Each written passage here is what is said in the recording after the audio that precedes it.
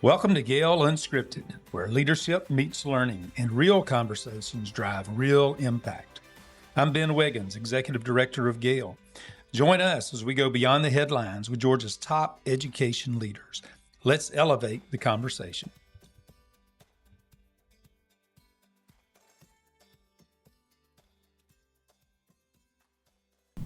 Welcome back, GAEL family, to another exciting episode of GAEL Unscripted. We've got a live studio audience here today with our special guest from GLISI.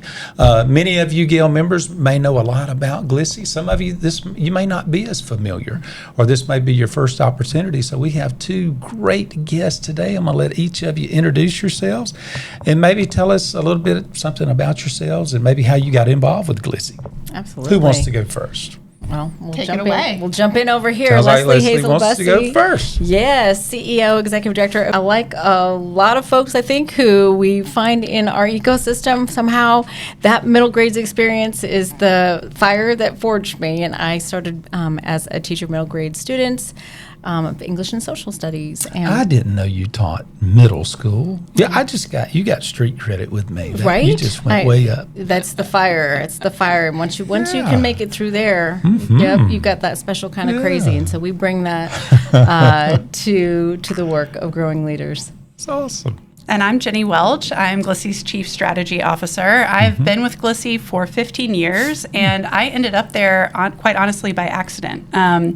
I came to the University of Georgia to do my doctoral work in public administration and found myself in an interview with then Executive Director GAEL Holm, who needed a doctoral fellow to help work on a grant project with the Wallace Foundation about what draws leaders into the profession and what causes them to stay, and how can principal supervisors help support creating conditions for principals to stay. And I thought I was just going to get to know GAEL, but it turned out to be a full panel interview, including my friend over here, Leslie, ready to interview and check if we needed or wanted this doctoral fellow on our team. And that was my first interaction with them. And I tell people it was a fast burn, not a slow burn, just really coming to love not the academic side of thinking about leadership, but the applied part of leading and the work that our organization does to support leaders in leading. And I've been with them now for almost 15 years. Wow. And Leslie, what was your position at that time? Do you remember? Oh, let's see. It would have been, so I was brought in as Director of Research and Policy, quickly became, gosh, what was in there? I think we don't There know was all our chief of titles. It's staff. Chief of Staff, I think, maybe. That was a step in there. I also led our leadership development team. There was a short stint that I was the deputy director before I became executive director about 8 years ago now. Yeah. I loved your lead in. You talked about how and why did they stay. Falls right in line with Senate Resolution 237, that Senate Ed Committee did for both teacher and leader retention and recruitment. So I think it's going to be a great opportunity for us to talk about some leaders out there, both at the school and district level.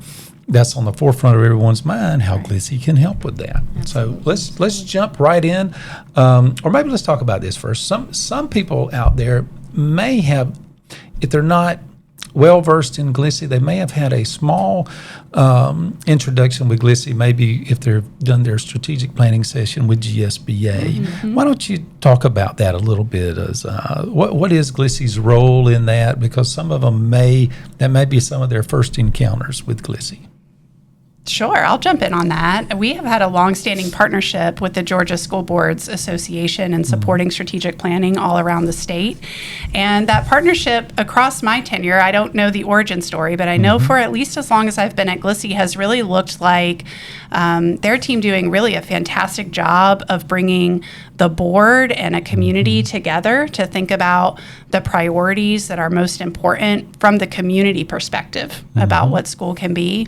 And GLISI providing that support with school teams, with educators, and with folks who have a lot of experience thinking about what school is like from inside the walls of the schoolhouse, to take those really generative ideas and aspirations for what school can be and figure out, okay, how can we bring this to life here? And how can we measure and know if we're moving school to be closer aligned with that vision? And that's been a fruitful partnership for us. And to your point, a great way for people to come to know us as a support to school leaders and district leaders all around the state. Yeah. Ben, I'm so glad you asked about it, because I think the other piece that we're very intentional about, of course, Val serves on our board, but we're very intentional about that partnership itself, modeling the partnership on school governance teams, where the board and the community really set those high-level strategic goals, but then they hand the piece that works with school staff, district staff and school staff, to really operationalize it so that it really keeps both groups locked into where their strengths are. Yeah. So we're very intentional about sort of keeping the partnership as a model for how school governance and school staff work together. Well, I think GLISI and GSBA do a great job of bringing all of those different people, all those groups together, because like you said, the school folks, we're really good at knowing how the school operates and the district, but we need that fresh set of eyes from the community's perspective and the business and economic development's perspective to help us really make sure we're doing what's best for the community for that school district. So y'all do a fantastic job with that. All right, what sets GLISI apart? Yeah. Well, I wonder if we circle back to our pre-recording conversation, because people might wonder, what does GLISI even stand for? So, Oh, Ben. don't put me on the spot again.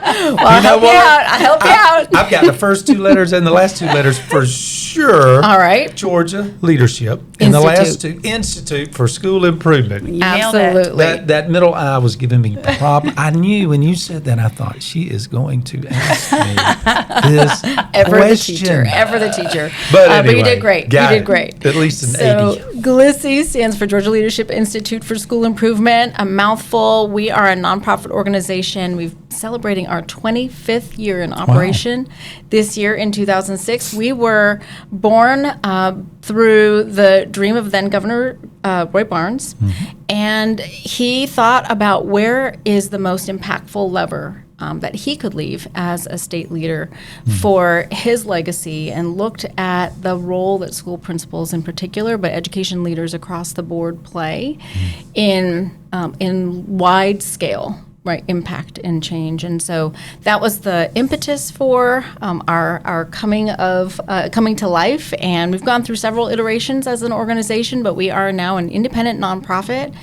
And we really do three things. Our theory is that when we develop those leaders, that changes culture, and that it's that longer term culture change that produces some really sustainable, powerful outcomes. Things like teacher retention, things like student attendance, things like reduction in student discipline referrals, and ultimately, of course, those really key student outcomes, things like graduation rates and student achievement that we all aim for. But there's a long pathway between leadership development and those things. One of the ways I would answer your question about who we are is just with metaphors. I think some people experience us a little bit like church. I think some people experience us a little bit like a gym coach, like a fitness coach. Sometimes people experience us like a trusted confidant. So to Leslie's point, we show up in different ways with team experiences, with individual leader coaching, with some of those experiences that are more about building muscle and muscle memory around school process and procedure. And so people experience us a variety of different ways, but we're all of those things to our partners. And we're people that live here in Georgia. Our team is place-based here. We know which counties have a Dollar Tree and which counties have one stoplight. And we know Georgia like the back of our hand, and we really strive to know our partners as deeply as we can and think of them and regard them as neighbors. And I do think that is a differentiator when we talk to the people we work with and that we serve. One thing we consistently hear is that you didn't just come in and deliver a program. You didn't come in and deliver a service. Yeah. You came in to deeply know us and then design a learning experience for what we wanted to achieve. And the last thing I'll say about what sets us apart, to Leslie's point, as being a nonprofit, is sometimes our partnership conversations feel a little bit like dating, because we aren't mandated to be anywhere as a nonprofit. Our mandate is our mission. And because of that, we have the opportunity to meet with superintendents, to meet with district leaders and ask, what's your mission? What are you trying to accomplish? what are your goals in terms of developing your team? And when we hear and find synergy, those create great moments for us to then connect and to partner together to achieve something together. Awesome. Well, when it comes to professional learning, there's a lot of different models out there. Of course, there's conferences, there's one-day conferences, there's multi-day conferences, there's year-long professional development that goes on where they meet once a month. Tell us just quickly, what does it look like for GLISI? And I know you do it off-site, but maybe talk about why do you do it off-site rather than maybe on-site, or maybe you do some things on-site as well. But talk about the uniqueness or what you think school districts get out of the fact of coming off-site together to get away from home and from the school district to do some of this work. Well, there's a couple of questions in that question, Ben. Yeah. I think one is kind of what's the quote-unquote off-the-shelf experience that anyone could come and engage. And so we probably are well known for our Base Camp and Leadership Summit experience, which is an off-site experience, and it's very intentionally designed to pull teams, intact teams ideally, together off-site, pull them out of the fire of Why is that every single important, though? day.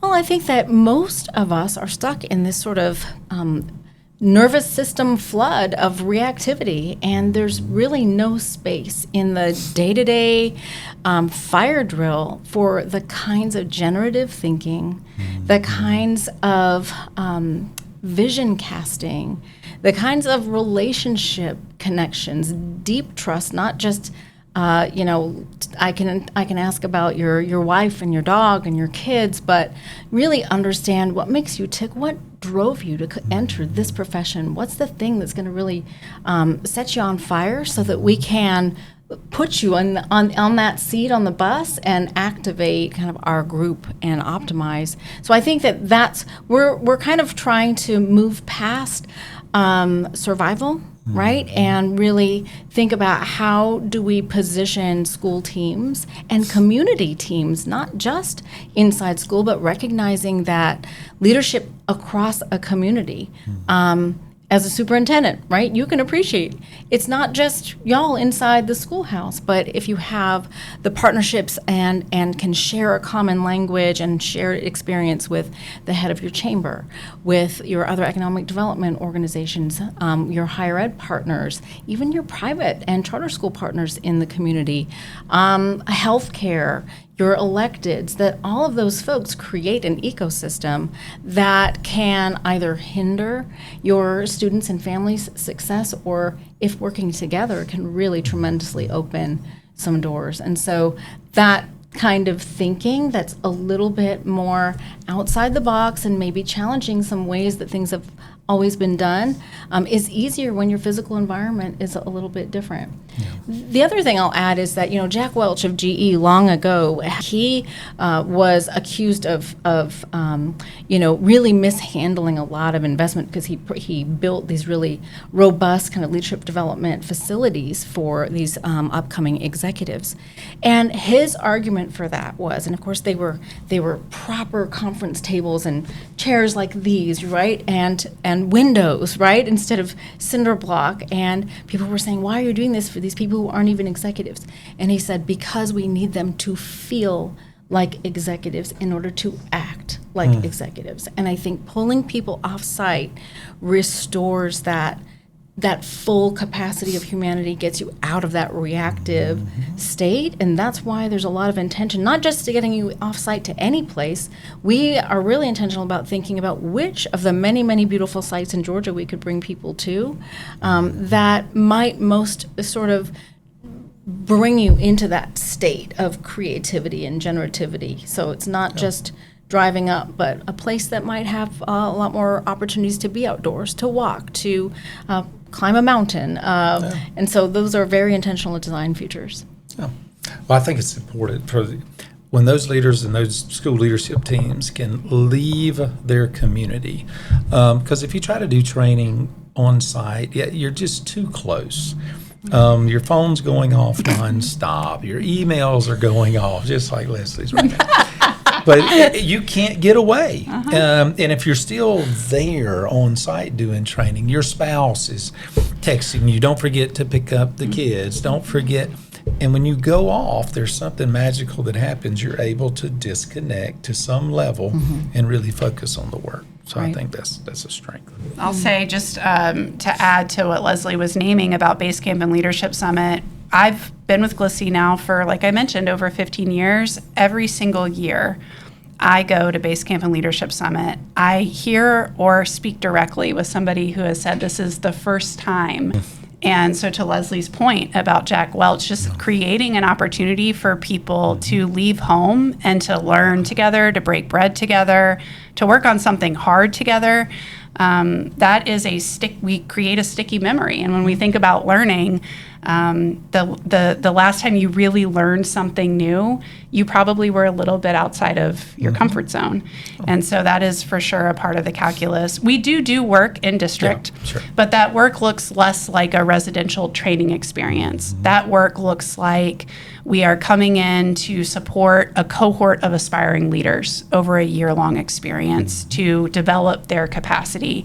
And we're doing a lot of work in district that's contextualized to where they are in school. The same for classified personnel.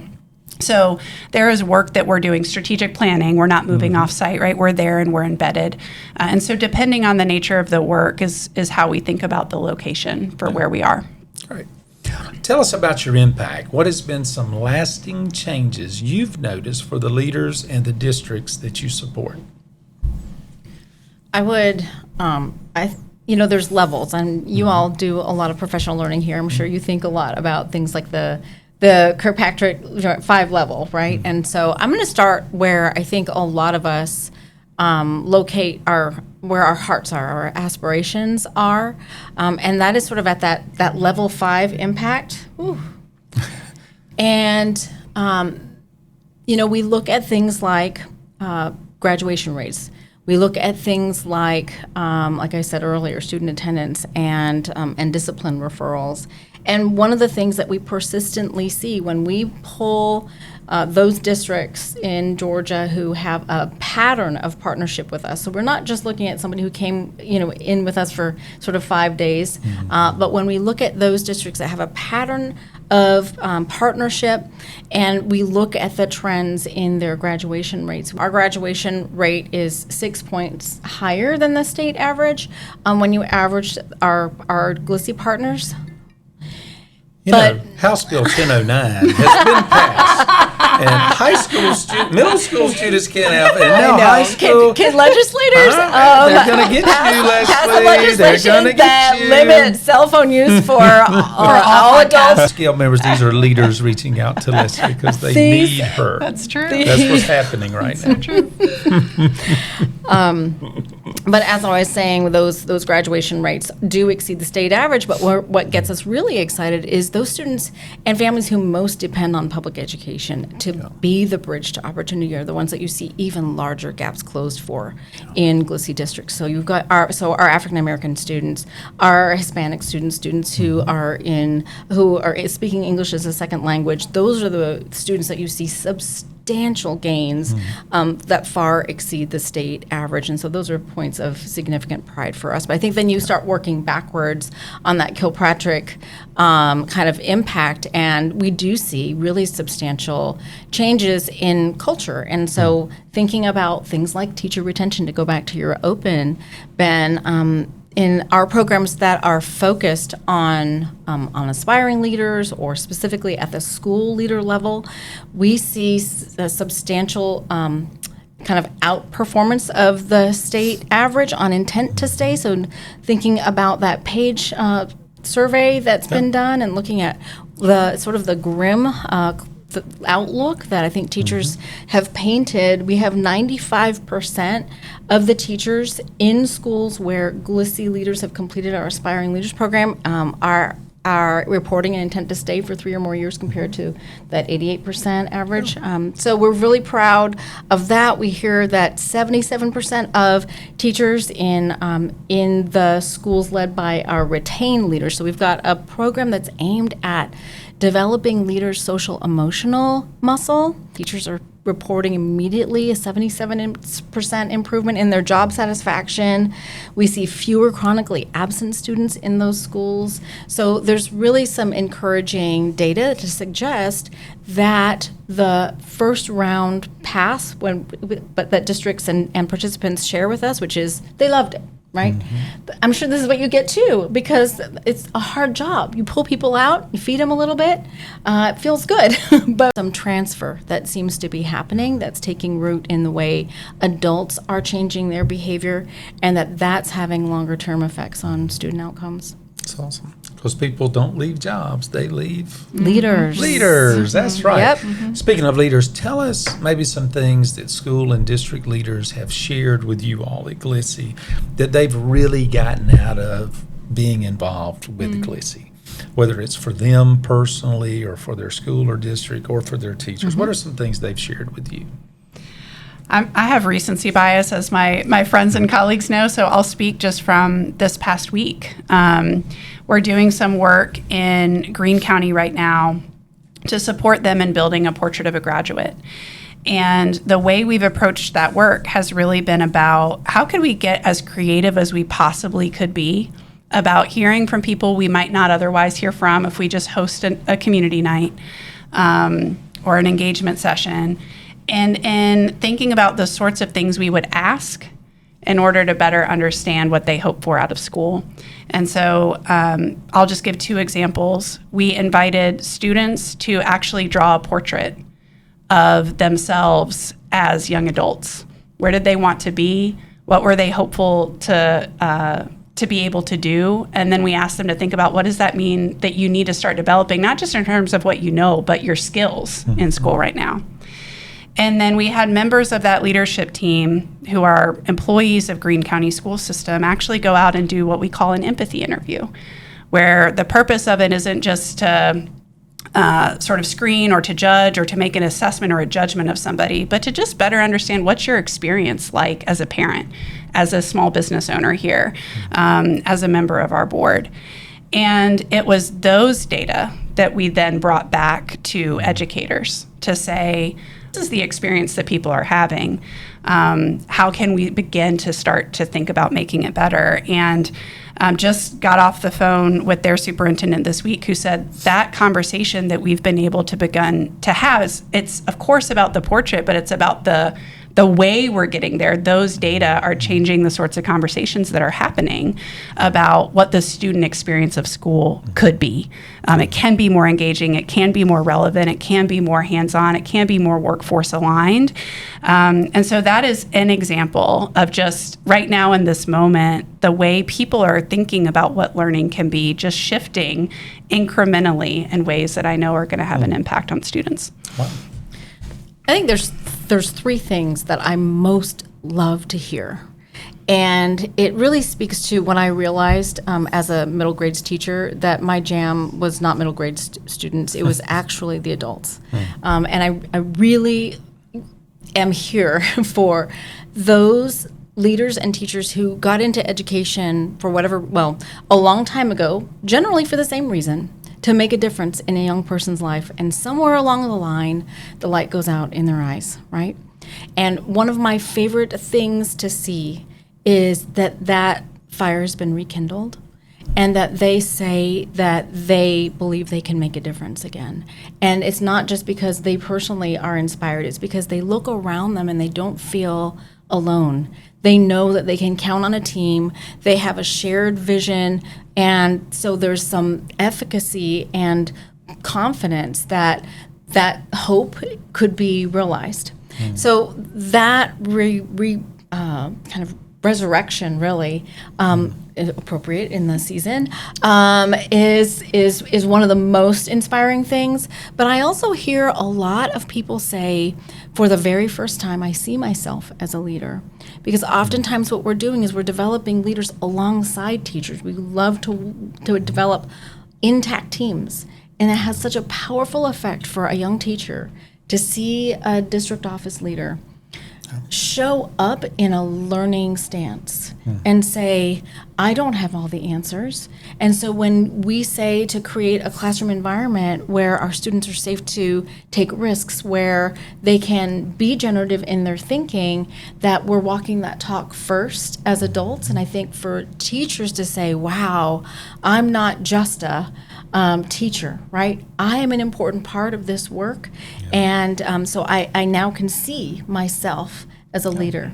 So that one is really powerful. And then my third one that I love to hear is when people say, you know what, this has been great for us because I like my team and I think what we do at school is really important. But you know what I'm finding is it's improving my relationships at home. It's improving my relationship with my spouse, with my children. And so that part is some of the most inspiring because that sounds a lot like really deep transformative learning. Yeah, and if it's working at home, it's probably working at the school as well. And teachers are leaders, and they're the future educational leaders. I thought you made a great point. You know, I always remind principals, if you're doing professional learning of any sort or any kind, and you're not in the room actively participating, you're sending a message. Right. And so that was a great point you brought up, and I know that's very important to GLISI, that those leaders are there. Right. And they're not just there to sit and get and watch, but they're active participants. And I think that's a good reminder for all of us as educational leaders, is that if we are having any kind of professional learning and training, we need to make sure that we are there and we're fully engaged. We're not on our phones. We're not walking out with our cell phone going off. And I hope my Pelham High School teachers are not listening to this episode because they'll say he was the worst at walk. But anyway. You know, we say about students that behavior is communication. Yeah. Behavior is communication. It is. It is. That's And right. we are absolutely communicating That's without right. saying a word. Without saying a word. You're right. All right. Well, in future episodes, we're planning to feature some of the folks that you all have served and currently are serving directly. Can you give us a preview of what's ahead in future episodes? I know you've been heavily involved in Pelham, where I used to work. I would love if you were able to get possibly any of those leaders from Pelham to come and join. That would be awesome. will But I know work you've worked on with that. a lot of different Yeah. districts. So if LaRon Smith's listening to this episode, it sure would be nice to have him He's on on. here. He's on the list. docket. He's Oh, on the he's docket. on the list. Buckle Look up. at See there, if we can LaRon. make it happen. All right. in I'll his call busy him season. right after Yeah. this. TTYL, Laura. Yeah, no, I think to go back to your first question was like, who is GLISI? And I said sometimes people experience us as a fitness coach and as a church and as a trusted colleague and mentor or guide on the side. Our hope is that in future episodes that we'll do a lot less talking and you'll get the opportunity to hear just real leader stories of people who have been in some kind of experience with us. And I think part of what you'll hear is some of those metaphors come to life. We talk a lot about what is learning, what is real learning. And it's not just, you don't know something, I've told you and now you know. Yeah. It's usually some kind of really messy experience, right? We sometimes liken our work to recovering. I'm a former retired, at one point in my life, collegiate volleyball coach and volleyball player. There. But when I blew out my ACL, I had this idea that my knee would just, incrementally get better through rehab. But rehabbing that muscle and rehabbing that knee actually felt much more like a roller coaster. One step forward, two steps back. And I think what you'll hear through some of these stories is that when people are really trying to change how they lead, it feels a lot like doing surgery, going through a surgery and rehabbing that muscle to bring it into a different way of being than how it was before. So we're excited. You'll likely hear from a superintendent. We're hopeful to pull a principal, folks across different levels of leadership and around the state to come and do most of the talking and share with you what their experiences felt like. And it's not all easy peasy. Some of it's felt hard and uncomfortable and challenging for sure. Well, all work that is important, it usually is hard. And failure is a very important part of learning. So sometimes as the leader, you've got to step out there and be willing to try new things, and being okay if you don't succeed the first time, and learning from them. Yeah. So one of our GAEL partners, who also is a GLISI partner, is Parish Construction, and Shout out they Parish. do a great job for GAEL. But I'm going to let you talk about your relationship. Well, Parish Construction has been a phenomenal partner alongside us and GSSA, the Georgia School Superintendents Association, and how we co-host the Women in Network gathering. So they've been very, very instrumental in encouraging that that space and that support for women who are in the superintendency. But the other thing is, when we go out and we work with school districts, we see the importance of those construction partners in really being listeners and thinking about how powerful the design of space is for student learning, but also these are workplaces for our educators. So going back to teacher retention and thinking about how do we make beautiful, vibrant, efficient, but places that feel like where you can be human and learn. And so we really appreciate just how Parish shows up that way. I'll shout them out in one more way, too. They are also a Base Camp and Leadership Summit sponsor. So that experience that we're able to design that feels like an executive experience is in part because of our corporate sponsors who believe as strongly as we do that that's the type of learning and leadership experience that all educators deserve, inclusive of our teachers. Yeah, and none of us could do what we do without our corporate partners and Right. sponsors, and so we're very appreciative of them, and they help us keep our costs down. Bottom line, we're very proud of the fact that GAEL, we haven't had to increase our prices in the last 7 years, and we all know the price of everything is increased. That's incredible. Tremendously over the last 7 years. Yeah. But it's those partners and those sponsorships, and Ivy Young, who's also the director and producer and editor of this podcast, she Head handles all of that Shout out for us. Ivy. So Head she does whippersnapper. a fantastic job with that. And the school, when they come in and build a new school, it's going to last for the next 75 years in that community, and it's a source Point of of pride. pride. So it's very, very important. They're a great partner. Well, we have loved having you today. Thank on this you for episode inviting of us. GAEL. This was fun. Loved it. We're looking forward. I think we're going to do at least 2 more episodes. Yeah, we're looking forward to it. And we can't wait to hear from some of your leaders that are actually working with you. Perfect. Absolutely. Can't wait. Thanks All for right. having us. Thank you, GAEL family. Thank you.